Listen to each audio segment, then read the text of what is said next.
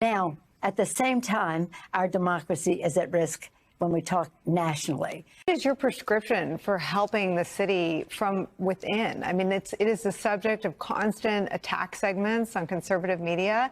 And the tragedy to me seems like they can find enough examples of the most heinous things they want to say about our beautiful city to further the smears and the attacks. How do you turn San Francisco around?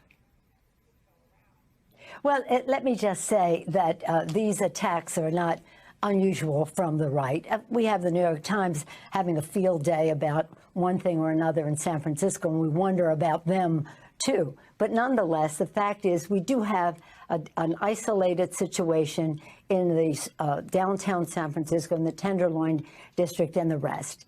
And we very well, but it's confined to a certain part of town. And I wish that people would recognize that, because our city is beautiful and clean, and we'd love for them to visit. And it's the South of Market area as well, not just the Tenderloin, which has always had its own challenges. But there are people who live in other neighborhoods who are afraid to do their shopping. I mean, retailers have been blasted. And I think it's the images of the brazenness of the theft that startle people that live in other, because you're right, Pacific Heights and other places are still relatively safe. But it is a city that is all, if not rattled and scared, embarrassed by the images of the brazenness of some of the thefts. These are national problems, but the spotlight and the Klieg lights are on our beautiful city. Yeah, that's true, and it's not confined to these thefts that you're talking about are not confined to San Francisco. Of course not. They're happening all over. They're happening in malls and retail stores. They're happening in my neighborhood in New York City. People walk in and steal clothes, and that is absolutely true.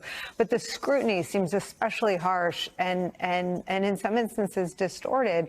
But nonetheless, they're able to find examples in our beautiful city.